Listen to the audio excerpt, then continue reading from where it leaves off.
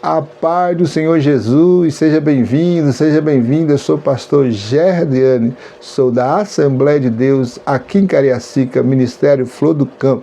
E estamos aqui com mais essa incumbência gloriosa de fazer mais uma lição de Escola Bíblica Dominical CPAD 4 trimestre. Estamos na última lição, na 13ª lição. Está comigo aqui a minha companheira de sempre, irmã Wanderleia. A paz do Senhor, Wanderleia. A paz do Senhor, né? Mais uma vez estamos aqui. Chegando no final, a última lição desse quarto trimestre, né? Vocês estão notando que nós estamos num estúdio novo aqui, né? Lição maravilhosa, né? Mas nós estamos no estúdio. Pode falar. Conteúdo muito difícil, mas o Senhor proveu que nós chegamos à última lição, né? E vai falar sobre a entrada nas portais celestiais, não é isso? Amém. Lição de número 13, do próximo dia 28 de dezembro, será ministrada em 2025. O título da lição é Preparando o Corpo, a Alma e o Espírito para a Eternidade.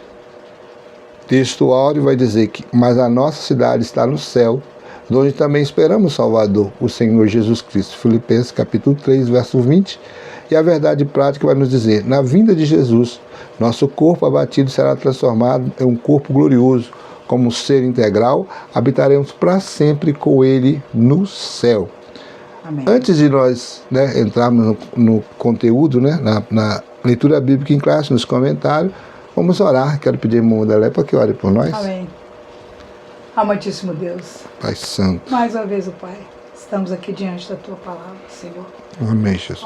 Pai, mais uma vez nós te pedimos e também agradecemos, Senhor, por essas ricas e oportunidades, por todas essas lições que o Senhor esteve conosco, Senhor. E hoje não é diferente, nós pedimos ao Senhor mais uma vez que fique conosco, fica com os nossos alunos, Senhor, com nossos ouvintes, que também está tirando tempo para estudar essa última lição, ansiosos, né? Para logo mais estarmos entrando no novo trimestre. Senhor, amém, Jesus. Fica conosco, Pai, nos abençoando, nos dando vitória, dando-nos entendimento da Tua palavra, abre nossa mente, nosso psique, abre também o psique dos nossos ouvintes, que nós venhamos nos ajudar nessa jornada. Espírito Santo nos instrui. É o que nós te pedimos e te adoramos em nome de Jesus. Amém. Amém. Leitura bíblica em classe, que se encontra no livro de Tito, capítulo 2, do verso 11 a 14, e 1 Pedro, capítulo 1, verso 13 a 16. Porque a graça de Deus se é manifestada, trazendo salvação a todos os homens, ensinando-nos que, renunciando à impiedade e às concupiscências mundanas, vivemos nesse presente século sóbria, justa e piamente, aguardando a bem-aventurada esperança e ao aparecimento da glória do grande Deus e o nosso Senhor Jesus Cristo, o qual se deu por nós para nos remir de toda iniquidade e purificar para si um povo seu especial zeloso de boas obras. 1 Pedro, capítulo 1 diz assim, portanto, cingivos os lombos do vosso entendimento, sede sóbrio, esperar inteiramente na graça que se ofereceu na revelação de Jesus Cristo. Como filhos obedientes, não vos conformando com as concupiscências que antes havia em vossa ignorância, mas como é santo aquele que vos chamou, sede-vos também santos em toda a vossa maneira de viver, porquanto escrito está, sede santo, porque eu sou santo. Nós temos aqui 3 objetivos dessa lição. O primeiro é levar os alunos a compreenderem que a esperança escatológica é fundamental para uma vida de santificação integral, ou seja, corpo, alma e espírito, alertar os alunos sobre o desvio da teologia moderna que enfraquece a santificação e a esperança na volta de Cristo. E o terceiro é ensinar que a santificação deve abranger todo o ser, corpo, alma e espírito, como preparação contínua para a vinda de Jesus. Amém? Irmã Wanderleia, com seus comentários. A nossa introdução vai nos dizer assim. Só um pouquinho que seu celular, pode continuar. A nossa introdução vai nos dizer assim. Ao longo desse trimestre, fizemos uma jornada de estudo acerca do homem, a obra-prima da criação, buscando conhecer a vontade de Deus para o nosso ser, como em tudo, espírito, alma, corpo, pois, como enfatiza nossa declaração de fé, o homem é uma unidade na pluralidade e uma pluralidade na unidade. Nessa lição, concluiremos enfatizando o propósito da santificação na perspectiva da doutrina bíblica das últimas coisas. Então nós estudamos esse trimestre, né, irmão? Falamos sobre a prioridade. O que é prioridade, né? Nós somos... por que prioridade? Porque corpo, alma e espírito. E também essa prioridade se torna, né, irmão? Uma unidade. Então nós falamos todo o decorrer dessa lição sobre a alma, sobre o corpo, né? Sobre cada uma das suas funções. E hoje nós vamos entrarmos, né? Mais profundamente falar sobre o céu, né? Sobre, mais uma vez, falarmos sobre o Espírito, né, mulher? Que é o que liga o Espírito, o nosso Espírito Deus nos deu, nos liga a alma e o Espírito, e ele, a função dele mais importante é ligar o homem a Deus. Quando Adão ele aceita, né, comer aquela fruta, a Bíblia diz que eles morrem, né? Mas como assim, Malé? O corpo estava mexendo, sim, mas morre espiritualmente, né, irmão Gé? Porque o pecado, ele traz a morte, né? E quando esse casal, ele come daquela fruta e ele dá ouvido ao Satanás, né? Eles veem as transgressões e ali ele peca e espiritualmente ele morre, mas o Senhor Jesus derrama, né, o seu sangue, né, por todos nós. É verdade. E agora eles começam a entender, toda a sua inocência vai ser dissipada e eles realmente, uma das coisas que o Satanás fala não é mentira, né? Ele usa mentira, mas ele fala assim que ele vai conhecer o bem e o mal. E eles passam a conhecer, né, irmão Gé? Ali, o bem e o mal. E ali ele perde toda a comunhão, né? Aquela comunhão, aquela simplicidade, aquela comunhão pura, sem nenhum tipo de pecado, aquela inocência. Ele agora perde, né? Ali, no momento que o pecado, ele entra o pecado nos seus corpos, eles começam a assim, sofrer, porque o pecado ele traz sofrimento para o corpo, para a alma e para o espírito. Amém. A primeira, nosso primeiro subtópico, o primeiro tópico diz assim: preservando a esperança escatológica. E o primeiro subtópico diz assim: o alvo celestial. Um dos fatores essenciais para a preservação de uma vida de santificação integral é a esperança escatológica, a esperança escatológica, anseio pela eternidade com Deus. Diversos textos bíblicos relacionados à santidade com a vida de Cristo, de modo a conscientizar o crente da necessidade de um viver santo. Sabendo disso, Satanás sempre repete a estratégia adotada desde o Éden. Busca confundir a mente do ser humano, desviá-lo da perspectiva estabelecida pelo Criador. O conceito mais comum de pecado é errar ou alvo. A nova vida em Cristo é uma correção de alvo. Visa tirar-nos da limitada e miserável perspectiva meramente terrena. A finalidade é finita e nos sintoniza com um propósito celestial e eterno. Irmãos, quando o casal, como eu estava dizendo, o casal peca, né, irmãos? Está em Gênesis, no capítulo 1, o alvo era a eternidade com Deus, né? Eles iam ter uma eternidade totalmente com o Senhor.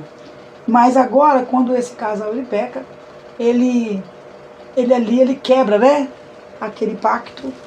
E eu posso dizer, como o autor dessa lição, né, o pastor Silas Queiroz diz, eles erram o alvo. Porque o alvo do homem do casal é viver a eternidade com Deus. Ao pecar, ele sai do propósito, né, irmão Gerard, daquilo que Deus determinou para eles. Em Hebreus, capítulo 9, diz assim: como ao homem está ordenado morrer uma só vez, vindo depois disso o juízo, Então, o homem, ele nasce, né, irmão Gerard, e ele morre. Mas o homem morre, entre aspas, né, irmão Gerard, porque verdadeiramente Deus é Deus somente vivos. Porque o homem, ele morre, ele por um certo tempo, esse corpo irá, né, ficar, né, ele irá se desfazer, mas nós sabemos que quando vier, né, o dia do Senhor, esse corpo será regenerado, né, irmão Gerard? Ele será. Então, verdadeiramente, se nós formos compararmos, o homem, nem tanto o homem iníquo, né? Tanto o homem espiritual, ele não morre. Porque, na verdade, ele foi feito à imagem do Senhor. Então, esse homem, ele foi feito, ele é eterno, ele não é... porque nós ensinamos, né, desde o princípio das outras lições, que o corpo é que vai para o pó, mas a alma e o espírito, ela continua viva. Por isso que nós falamos que Deus é Deus de vivo e não de morto. A morte, ela tem um significado de separação. Então a única coisa que vai acontecer no momento da morte do ser humano na Terra, que ele vai se separar desse planeta, vai se separar das pessoas dessa Terra, mas Deus sabe onde que ele está. Se ele vai estar no Hades, se ele vai estar no paraíso, Deus sabe que ele está lá. Por isso que ele aparece a Moisés e diz: eu sou o Deus de Abraão, de Isaac e de Jacó. Mas mesmo assim o corpo, como eu disse, também será restaurado também, no final do tempo. Por isso que eu disse que nem esse corpo vai ficar... ele não se dá perdido, porque né, a Bíblia fala que esse corpo será restaurado. Um corpo em glória e outro sem glória. Porque o céu, as coisas, né, do céu não comporta esse corpo sem ser revestido. Amém? Tanto faz pela glória quanto em glória. Deus não tem começo nem fim. Em Salmos 90 diz assim: o Senhor, tu tens sido o nosso refúgio de geração em geração. Antes que os montes nascessem, ou que tu formasse a terra e o mundo, sim, ele é eternidade, ele é de eternidade, tu és Deus. Então Deus, ele é eterno, porque ele não tem começo, né? O homem, ele é... Como é que ele diz? O homem, ele tem um princípio. Ele tem um princípio, né? O homem, ele também é eterno, mas ele não é... Deus fez para ele ser imortal. Isso. O homem, ele é imortal, mas não é eterno, porque o homem, ele tem um começo, né? E o começo do homem é a língua do Senhor, o forma do pó da terra no jardim, não é isso? Isso. A Bíblia diz assim, que a história diz assim, que Albert Einstein é um grande... não é filósofo, não é físico. É físico. Ele fala sobre o espaço e o tempo. Ele consegue entender que o espaço e o tempo se funde em uma só coisa. Espaço-tempo, né, que se diz. Em Gênesis capítulo 15 diz que tornou o Senhor Deus o homem e pôs no jardim do Éden para lavar e guardar. O homem foi criado por Deus para ter começo e não ter fim de existência. Ele era eviterno, que quer dizer, essa palavra eviterno, irmão, quer dizer, eviterno quer dizer que não tem fim, que não nunca acaba, não perece. Então o homem, ele foi feito para ser eviterno. Ele tem um princípio, mas não tem fim. Ele tem princípio, mas não tem fim. Isso quer dizer essa palavra. A existência era evidente, pois a palavra, evitando dizer desprovido de fim, infidável. O homem era infidável. O homem, se tivesse obedecido a palavra de Deus, ele habitaria no jardim para o que, irmão? Para sempre, né? Mas esse homem, ele quebra o pacto com Deus. E ao quebrar esse pacto com Deus, ele também ele corrompe não somente ele, né, irmão Jair, mas corrompe todo o planeta Terra. Ali tudo revira, né?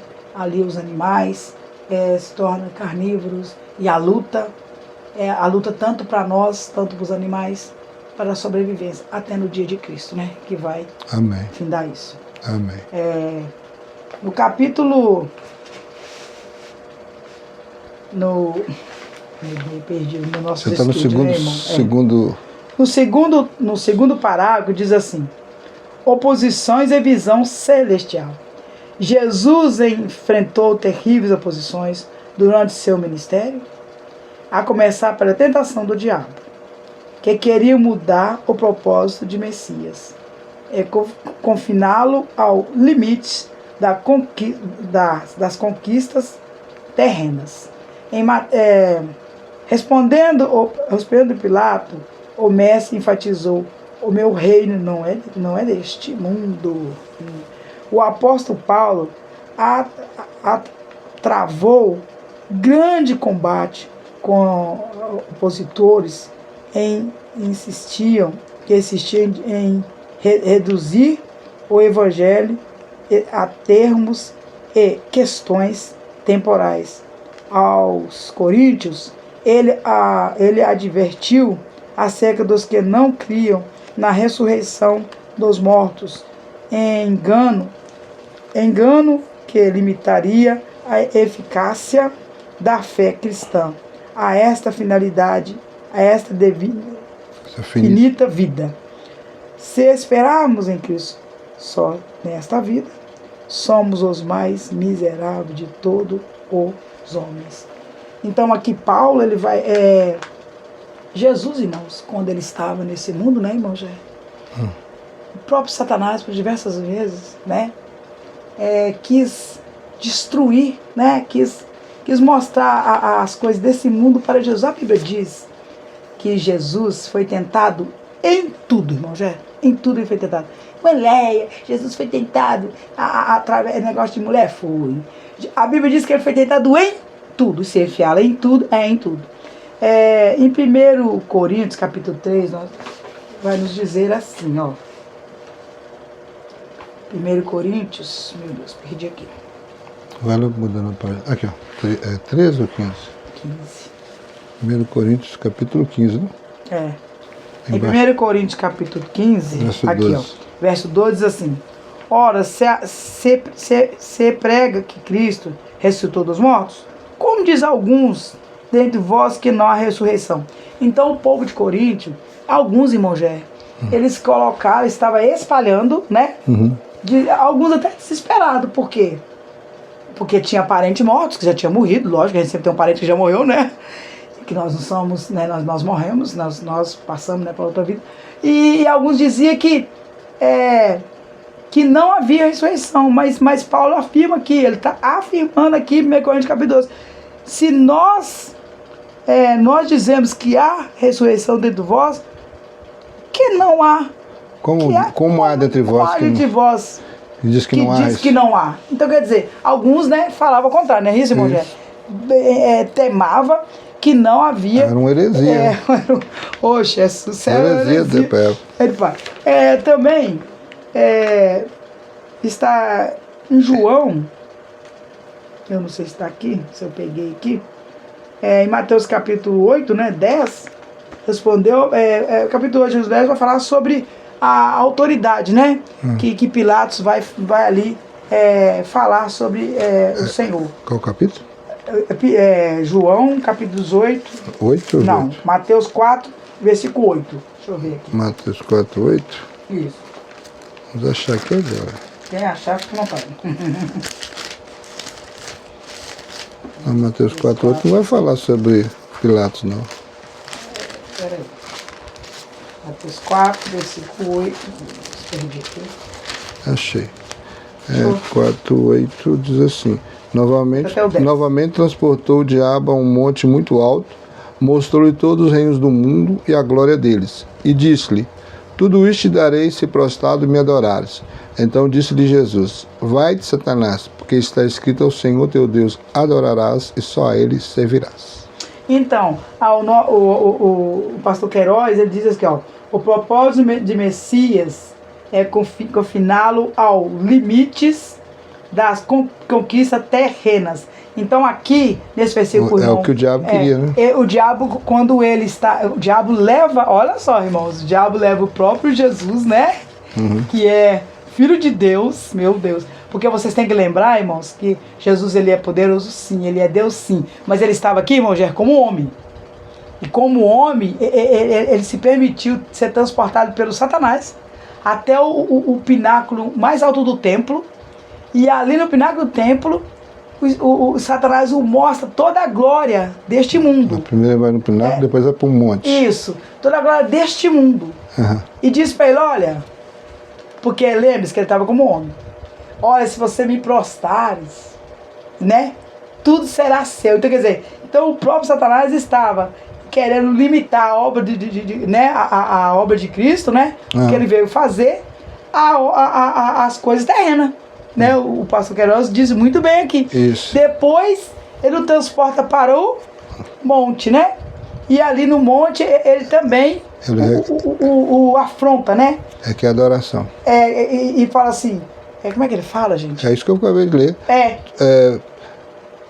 Ele fala assim, mostra todo mundo e fala, tudo isso te darei se prostrado me adorares. Isso, quer dizer, quando chega lá ele mostra a glória do mundo que é no monte, ele fala, ele prostra, né? E diz assim, ó, se prostrares.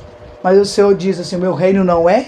Não me defai de Satanás, porque está escrito assim, eu adorarás e só ele servirás. Isso. Então ele fala, afasta de mim, porque só a Deus adorarás, né? Só ele servirás. Só a ele servirás. Então, irmãos, o diabo, se ele fez com Deus, ele faz isso muito bem, faz conosco. Muitas das vezes o inimigo, ele tenta, irmão Ger, nos persuadir. Tem pessoas que ele oferece até coisas assim, grandiosas, para que ele possa, quando ele vê que a pessoa está, às vezes, muito no sucesso, às vezes a pessoa tem um sucesso em sua carreira, né? Ele tenta mostrar, porque, não se esqueça, irmãos, porque o Satanás, ele é o príncipe deste mundo. E aqui, ele tem, o Senhor o permite, né? Ter, não vou dizer total, mas ele tem um poder enorme. Porque o próprio Senhor diz... Aqui já veio o príncipe, já chegou da minha hora, porque já veio o príncipe deste mundo. O terceiro subtópico vai nos dizer assim, o inimigo da cruz de Cristo. Aos Filipenses, Paulo combate os... Deixa eu pegar aqui que eu não estou vendo direito. O inimigo da cruz de Cristo. Aos Filipenses, Paulo combate os que pensavam somente nas coisas terrenas. O fim deles é a perdição. O Deus deles é o ventre, e a glória deles é para a confusão deles mesmo, que só pensam nas coisas terrenas. Meu Deus, era inimigo da cruz de Cristo. Diante disso, o apóstolo proclamou, mas nossa cidade está nos céus, donde também esperamos o Salvador, o Senhor Jesus Cristo, que transformará o nosso corpo abatido para ser conforme o seu corpo glorioso, segundo o seu eficaz poder de sujeitar também a si todas as coisas. Há ensinos semelhantes ao Colossenses e aos Tessalonicenses. Irmãos, o inimigo da cruz, todo aquele que não professa, irmão Jair, que Jesus é o Rei dos Reis, todo aquele que nega, todo aquele que nega que o Senhor Jesus que o Senhor Jesus é o Messias, ele é um dos inimigos da cruz. O inimigo da cruz é todo aquele que é contra o Evangelho, irmão Jair. O inimigo da cruz é todo aquele que nega que somente o Senhor pode salvar, irmão Jair. O inimigo da cruz é todo aquele que além de negar que o Senhor é Deus, ainda atrapalha outros, irmão Jair, a fazê-lo. O inimigo da cruz é todo aquele que nós vemos aí, irmão Jair, na Síria, parece que lá na área subsaariana, não é? Nós vemos ali na Eritreia, aqueles lugares ali, que além deles não adorar, é isso? Eles impedem outros a adorar. Matam, né? Tiram a vida, às vezes até de pastores. Eu vi nas Portas Abertas em algum lugar que tem algumas aldeias ali no sul da África que famílias, quando aceitam Jesus, perdem tudo, irmão Jair. Perdem seus bens, perdem suas terras, porque os próprios parentes, né? Vem uma grande perseguição. Então esse é o inimigo da cruz. E eu costumo dizer, irmãos, que também tem aqueles que os inimigos da cruz disfarçados, irmão Jair. Aquelas pessoas que se diz amigo do evangelho, mas eles estão infiltrados para destruir, né, a vida, para destruir ali o povo de Deus, para colocar obstáculo, tropeço, para atrapalhar que a obra do Senhor cresça. Tome cuidado, porque no nosso meio há muitos assim. E nós temos que pedir a direção do Espírito Santo, irmão Jé, para podermos identificá-lo. Para não ficar muito só nas minhas palavras,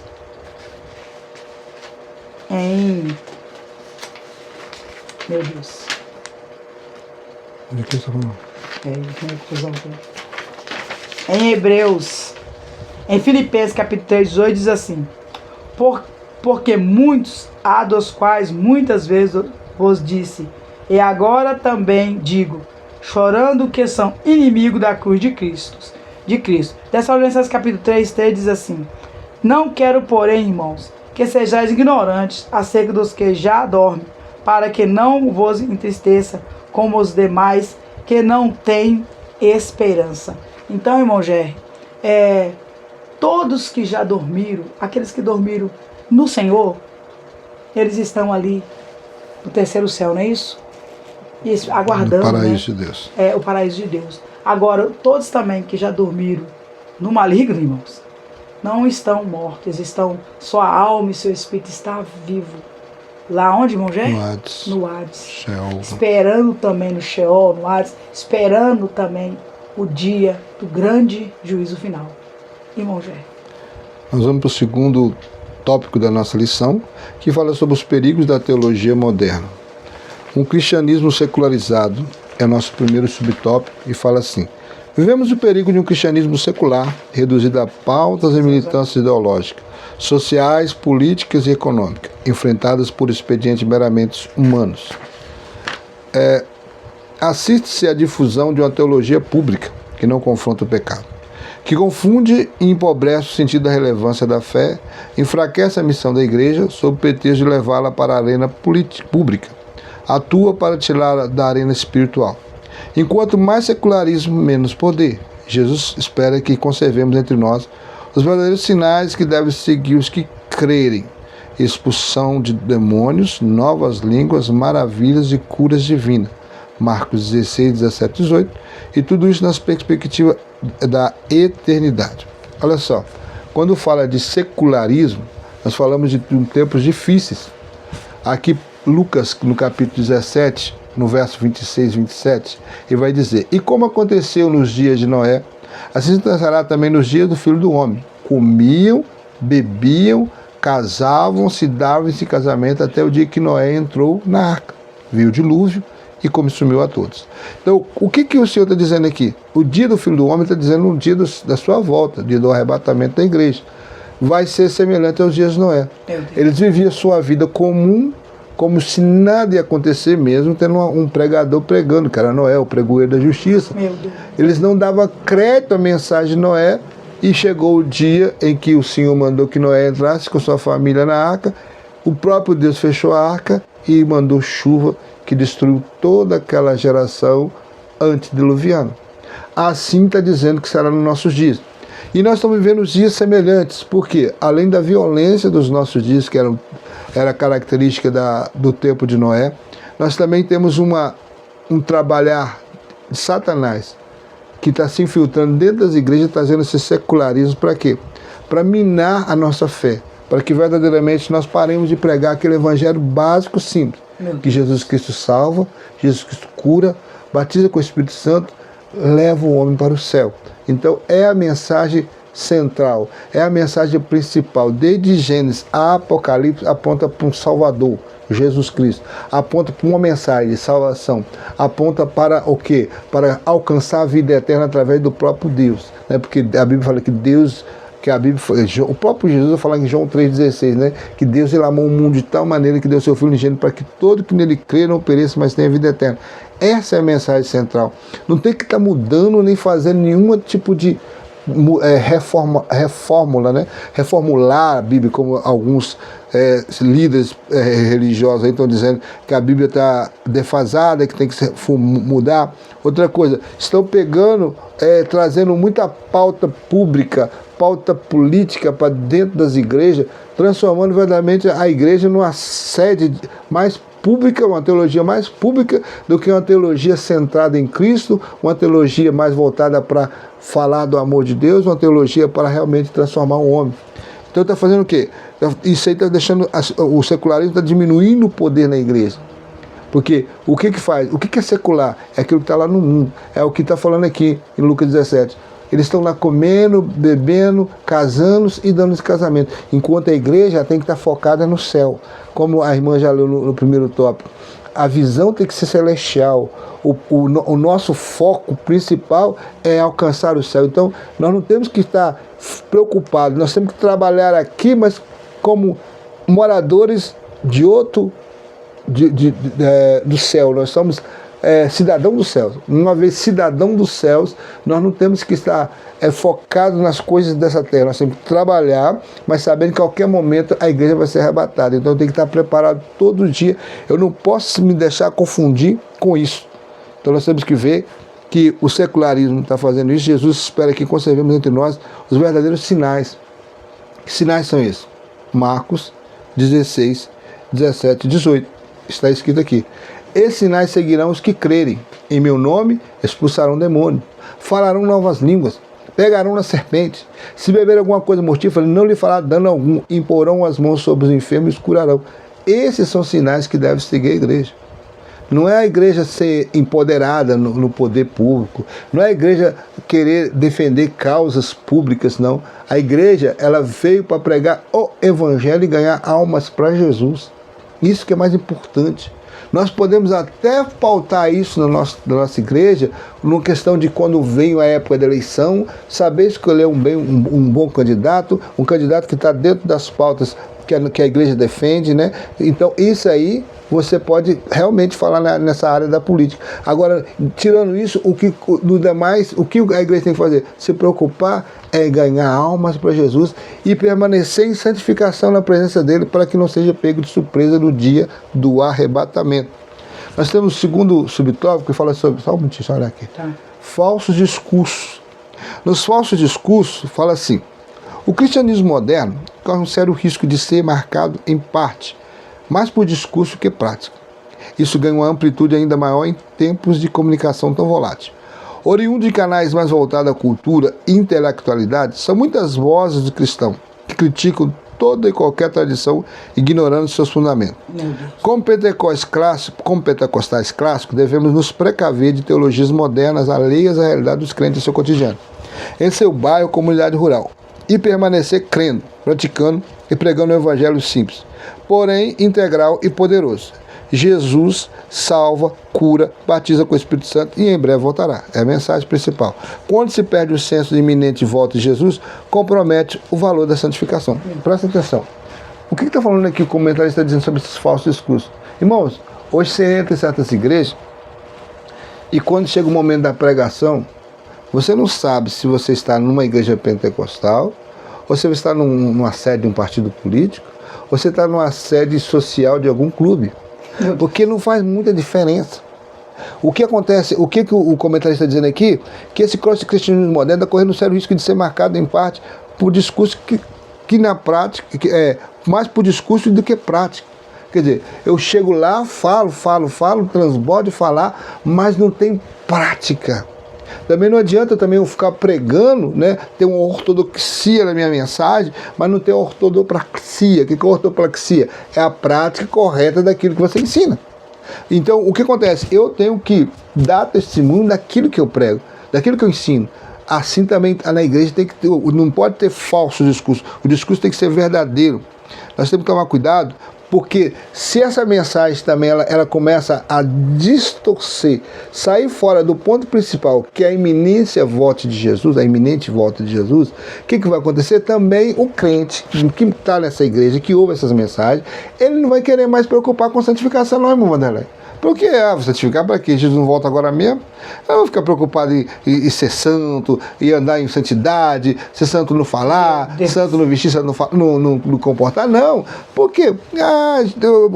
Da forma que estão dando os discursos, as mensagens que estão chegando na minha igreja, é que isso não é para agora, não. Então, eu não estou preocupado, não. Então, por isso que ele falou assim, voltar à prática da pregação do evangelho simples.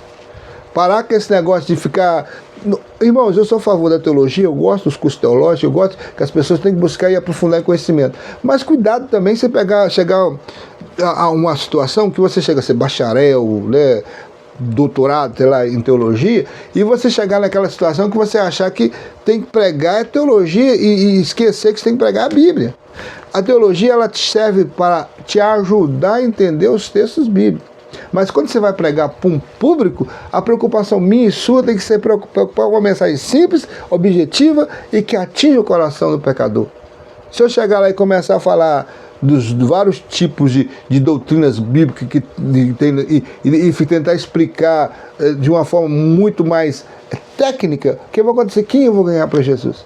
De repente a pessoa que está ali é uma pessoa simples, rude, ela não tem tanto conhecimento. Então, a minha preocupação quando pregar, em vez de eu preocupar com palavras muito bonitas, persuasivas, não, eu preocupo em pregar uma palavra que vai atingir o coração do pecador e ele vai entender a mensagem e vai ser transformado pelo poder do evangelho. Isso que é importante. Estudar, irmão, já é muito importante, muito bom, mas nós temos que entender. Agora tem gente que fala comigo assim, não, mas eu uso a televisão, eu uso, né, o iPhone só para minhas coisas, vídeo, pregação, estudo. Mas nós temos que saber, como eu vou dizer, garimpar, né, aquilo que é bom. Porque, olha só, tem estudo, irmão, já, que está dizendo, tem alguns estudiosos por aí que está dizendo que Jesus até mesmo já voltou, irmão, já. Você acredita? Olha só.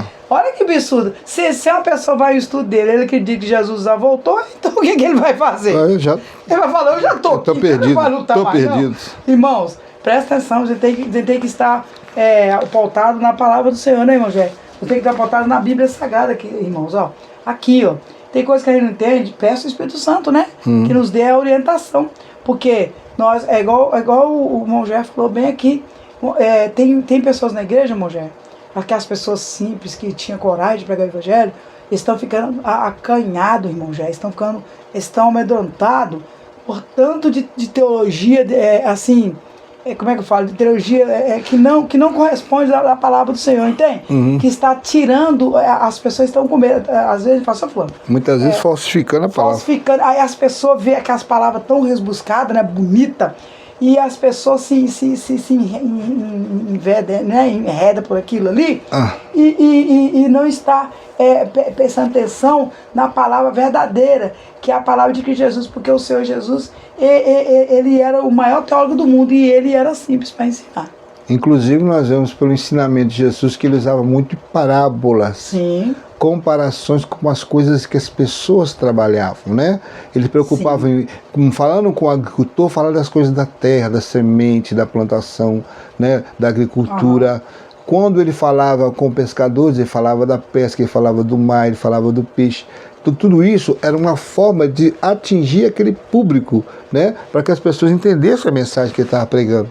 Não tinha preocupação em trazer palavras nobres, palavras poderosas, porque era público muito, a maioria muito rude, a maioria era indoutos, iletrados, né? Como nós vemos o caso de Pedro, de Tiago, de João, né? E eles eram pessoas assim. André, eram trabalhadores praticamente braçais, trabalhavam ali a sua função era mais na pescaria, então era trabalho pesado. E nosso terceiro subtópico, para fechar esse tópico, né, fala sobre a prosperidade, existencialismo e engajamento cultural. Ao longo da história do cristianismo, não poucos ventos teológicos vieram e se foram. A própria teologia da prosperidade, uma das mais recentes, já não causa mesmo impacto da quando surgiu. Reduzir a esperança cristã à conquista terrena leva a frustrações.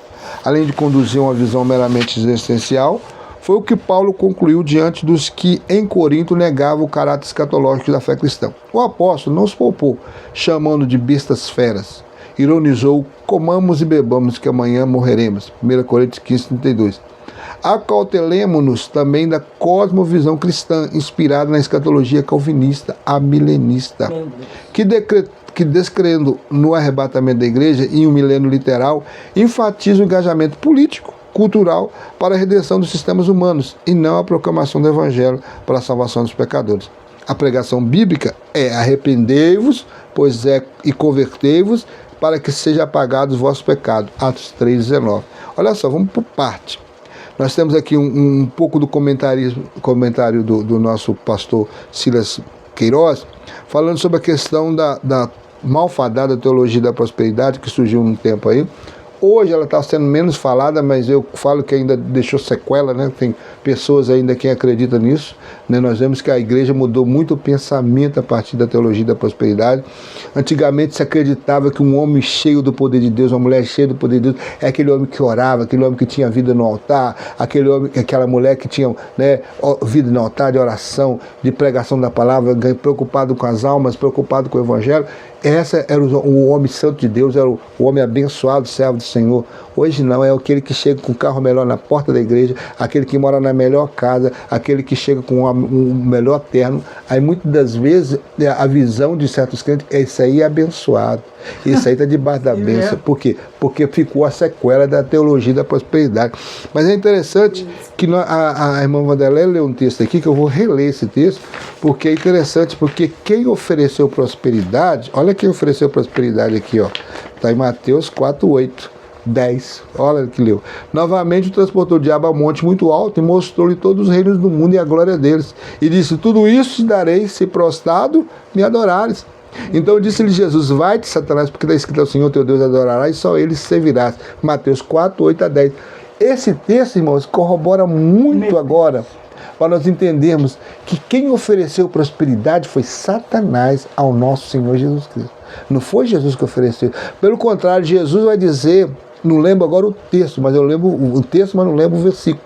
Mas ele vai dizer assim, ó: tenho-vos dito isso para que em mim tenhais paz. No mundo tereis aflições, mas tem de bom ânimo, porque eu venci o mundo. Então quer dizer que ele não falou que ele ia dar riqueza para nós. Ele falou que teria aflições, né? Pode prosperar? Pode. Deus pode te abençoar, abrir porta? Pode. Ele não vai te impedir. Ninguém vai impedir Deus de te abençoar. Mas ele não é o maior ponto, não é o ponto principal. A ponto principal do Senhor é salvar o homem e transformá-lo num pregador da palavra, para que ele também, através desse homem, dessa mulher, novas vidas venham até os pés de Jesus. É isso que é importante. Onde a gente olhava o fruto do Espírito na pessoa, era o que era observado, né? É. Hoje nós olhamos o fruto do dinheiro, né? Isso. Se você chega, já não é o fruto do dinheiro, que o dinheiro pode comprar. Quer dizer, a pessoa não está mais olhando. Hoje vale quanto pesa. Meu Deus. E aí, outra parte que tu falou aqui também sobre a questão desse povo aqui que reduziu a esperança. Não, aqui já li isso aqui, esse texto. Agora, é a questão também da escatologia calvinista amilenista. Isso é muito perigoso, por quê? Porque eles radicalmente é contra a nossa teologia. A nossa teologia, no caso, pentecostal, porque eles não aceitam o arrebatamento da igreja e nem aceitam o milênio literal. O que ele enfatiza? O engajamento político e cultural para a redenção dos sistemas humanos e não a proclamação do evangelho para a salvação dos pecadores. E não foi isso que Jesus veio. Tanto é que os fariseus, os saduceus, os escribas, os doutores da lei, confundiram isso. Eles tinham esse pensamento semelhante aos calvinistas. Eles tinham esse pensamento também de que o Messias viria para inaugurar um sistema político que colocaria Israel numa posição de destaque. Ele governaria o mundo, reinaria sobre o mundo. Então a visão deles era essa. E não era essa visão. Jesus veio para livrar o pecador, não é do reino dos homens, mas do reino das trevas, do reino de Satanás. O reino pior, o mais terrível de todos os reinos. Muito pior do que Faraó do Egito, muito pior do que Nabucodonosor da Babilônia, muito pior do que todos os grandes monarcas da terra. é Satanás, porque ele trabalha 24 horas para conduzir o homem para o inferno, para que o homem seja condenado por toda a eternidade. Essas pessoas aqui, os imperadores romanos, né, os faraós do Egito, essa turma toda que governou o mundo aqui através dos poderes que possuía, eles podiam matar o corpo, mas a alma eles não tinham poder de tocar, o espírito não tinha poder de tocar. Quantos crentes morreram na mão de Nero, grande perseguidor da igreja? Mas mesmo assim, os crentes que morreram em fidelidade ao Senhor, morreram queimados nas estradas de Roma, morreram nas arenas, na boca de leões, mas todavia estão no céu hoje glorificando a Deus, estão aguardando o dia da redenção, estão aguardando o dia do arrebatamento. Isso que é importante, isso que é a melhor mensagem que tem que ser pregada. Esquece engajamento político, sistemas humanos, isso não vai mudar, isso só vai piorar, porque tem que ser assim, porque para que a volta de Jesus se cumpra, a palavra dele se cumpra. E a mensagem é essa: arrependei-vos e convertei-vos, para que seja apagado o vosso pecado. Amém? Misericórdia. Quero passar para a irmã Léa o terceiro tópico, né? O primeiro subtópico aí. O subtópico diz assim, o terceiro tópico vai nos dizer assim: conservando o espírito, alma e corpo. O primeiro parágrafo diz assim: prontos para o retorno de Cristo. Em 1 Tessalonicenses, capítulo 5, 23, Paulo apresenta a sua santificação intimamente ligada ao propósito da eternidade em uma epístola que eminentemente trata da volta de Jesus. O apóstolo dedica ao último capítulo para abordar exatamente a obra da santificação. Do versículo 12 ao 22, refere-se aos deveres do cristão em sua vida pessoal, comunitária, concluindo com uma enfática advertência: obstante-vos de toda a aparência do mal. Na sequência, aborda a obra divina no processo de santificação, e o mesmo Deus de paz vos santifique em tudo. Todo o vosso espírito e alma, corpo, seja plenamente conservado, irrepreensível para a vida de nosso Senhor Jesus Cristo. O desejo do apóstolo era que, uma vez santificados, os Tessalonicenses permanecessem conservados em santificação, pronto para o retorno de Cristo. Pronto para o retorno de Cristo. Irmão, já para mim estar pronto para o retorno de Cristo, eu tenho que estar em plenamente comunhão com Ele, irmão, já. E esse versículo aqui diz assim, que Tessalonicenses capítulo diz assim: o mesmo Deus de paz vos santifique em tudo. É em alguma coisinha? É em alguma coisa? É em alguma área da minha vida? Será que eu posso ser crente? É só na minha casa? Será que eu sirvo a Deus só na minha casa, ou quando eu estou no trabalho também eu devo ser crente? Será que eu devo seguir as pisadas de Cristo em qualquer lugar onde eu esteja, irmão Gé? Na minha casa, no meu trabalho, no meio da minha parentela. Irmãos, nós devemos se santificar em tudo. E agora, em Tessalonicenses capítulo 5, diz assim: obstante-vos de toda a aparência do mal. Então, eu tenho que me santificar em tudo e me abster, né, irmão Gé? Me afastar de todo o quê? Aparência do mal.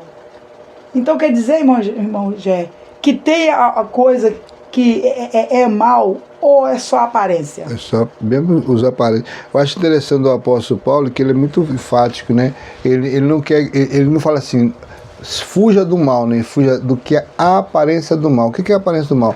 É aquilo que está trabalhando para que o mal venha. Então, se você está num ambiente que vai te conduzir para algo que você já praticou, então não é melhor que você esteja nesse ambiente, né? Por exemplo, pessoas que costumam usar drogas. Eu não considero um ex-drogado querer evangelizar lá na boca de fumo, ou lá no local dos craqueiros, na Cracolândia, porque isso é muito perigoso. Alguns podem até me criticar por essa fala, mas é uma realidade, irmãos. Eu já vi muitos casos de pessoas que eram lá do mundo da droga, se converteu e muito feliz com a sua conversão, queria lá tirar o povo da droga. Foi lá, trazia até para dentro da sua casa para ver se aquela pessoa largava a droga.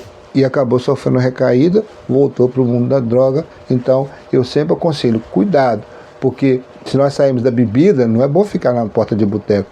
Se eu sair da prostituição, não é bom ficar atrás de mulheres, né? Se eu sair de situações de pecado que eu sou muito frágil para ela, é muito perigoso. O Deus de paz vos santifique em tudo, e todo o vosso espírito e alma e corpo. Irmão Ger, eu tenho como me santificar somente o meu espírito? Não. Eu tenho como me santificar somente a minha alma? Não. Eu tenho como me santificar somente no meu corpo? Não.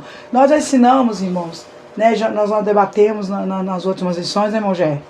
Que nós somos feitos corpo, alma e espírito, e que a nossa alma ela é mais pautada para as emoções terrenas, não é isso?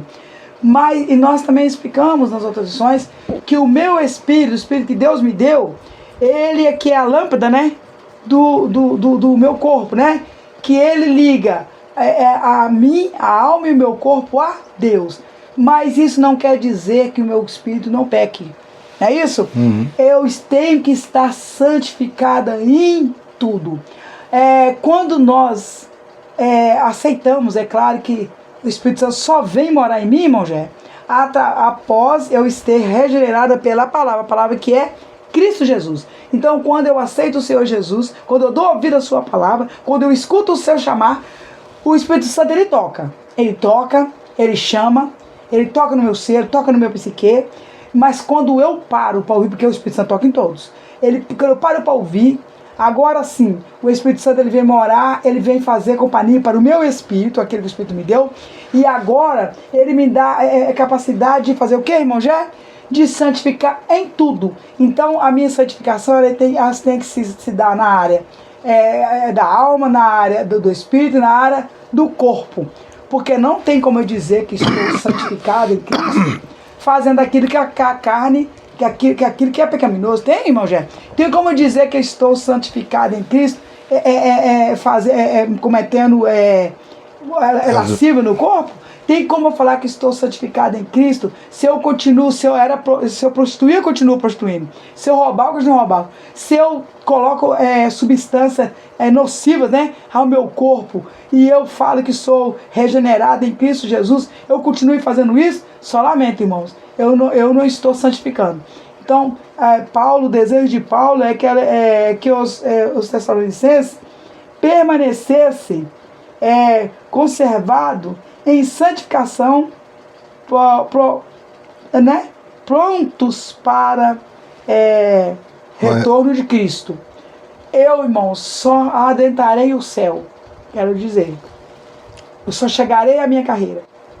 Eu só terei êxito se eu permanecer fiel, se eu estiver santificado na presença de meu Deus.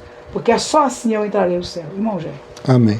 Nós vamos agora para o segundo subtópico desse terceiro tópico e depois a conclusão para encerrarmos essa lição. Uma santificação completa, consciente da nossa imperfeição e de que ainda habita em nós uma natureza carnal, devemos desejar e buscar constantemente nos aperfeiçoar em santificação. Apocalipse 22, 11. Uma santificação completa na qual parte alguma de nosso ser fique de fora. Nem mesmo nossos afetos, pensamentos e intenções. Tudo em nós deve ser santificado. No espírito, na alma e no corpo, porque nossa própria força isso é impossível. Mas pelo meio da graça divina, isso é plenamente possível. Que vivamos e desfrutamos de uma profunda convicção de nossa salvação, anelando pela vinda de Cristo. Se algo faltar, não nos esquecemos. O sangue de Jesus Cristo nos purifica de todo pecado. Uma santificação completa, né? A irmã acabou de ler sobre 1 Tessalonicenses capítulo 5, verso 23, que fala que Paulo se refere a isso, que toda nossa tricotomia tem que permanecer irrepreensível para o dia da volta de Cristo. Então o que está dizendo aqui? Não podemos esquecer que habita em nós uma natureza carnal. quando Jesus morre na cruz, quando ele dá o brado de vitória e ressuscita ao terceiro dia, ele nos dá a condição de ser salvo. Nós somos salvos do poder do pecado, mas ainda estamos presos a um corpo de pecado. E quando nós estamos presos a um corpo de pecado, essa natureza carnal ela ainda existe em mim e em você. Então o que eu tenho que estar em vigilância constante para mim estar em constante batalha contra a minha natureza carnal, contra Satanás e contra o mundo pecaminoso. São três inimigos implacáveis. Mas a natureza carnal, eu falo que ela se torna pior, porque ela está em nós. E o que acontece? Ela estando em nós, se nós não buscarmos uma santificação completa, o que é uma santificação completa? É quando eu começo a usar os meios da graça para vencer a carnalidade. Como? Oração, meditação na palavra. Você lembra daquela lição da disciplina cristã? Meditação na palavra e jejuns, evangelização, trabalhar na obra, se preocupar em ganhar alma para Jesus e sempre com foco no céu. O tempo todo. No trabalho, na igreja, no meio social, no meio da parentela. A sua preocupação e a minha é se caminhar para o céu. Tomar cuidado para não ficar constrangido no meio dos ímpios. O que tem? Eu estou no meio do ímpio, contar uma mentirinha, falar. Não ceda de maneira alguma. O que o comentarista é para nós não cedermos ao pecado em situação nenhuma. Nem por pressão de trabalho, né? Porque o que mais pode fazer o cidadão pecar é pressão de trabalho. É patrão que quer obrigar que você contar mentira, patrão que quer que você faça alguma focatrua para ele ganhar alguma coisa da empresa, de repente ele quer fazer um cambalacho lá para fazer um caixa 2, aí e passar por fora, né, que o patrão, o dono da empresa não saiba, a diretoria não saiba, aí vai chamar você, que é servo do Senhor, não, vem cá meu filho, vamos fazer um negocinho aqui, eu te dou uma parte, tal, cuidado que esses cambachos, é melhor perder o emprego do que perder o céu, é melhor, mas eu estou no melhor emprego, ore a Deus, porque quem abre a porta é Ele, quem fecha a porta é Ele, então se ore a Deus, se tem um patrão assim, querendo te envolver nas maracutaia, saia disso, repreende e fala, eu sou servo do Senhor e eu ando na verdade. Se você quiser trabalhar com verdade comigo, eu trabalho com verdade com o Senhor. Agora com mentira, com falcatrua, pode procurar outro. Eu não. Por quê? Porque o céu é para toda a eternidade. Esse trabalho aí, um dia você vai aposentar, um dia eles vão te mandar embora, então é melhor você vigiar. Então, outra coisa que o comentarista vai falar interessante aqui, se algo faltar, não esqueçamos do sangue de Jesus Cristo. Porque nos purifica de todo pecado. 1 João 1,7 fala isso, né? Se pecarmos, João ainda vai falar no capítulo 2, no verso 1, né?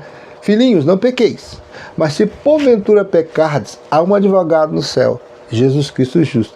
Ele é a propiciação do nosso pecado. Então ele é a cobertura, ele é que nos purifica de todo pecado.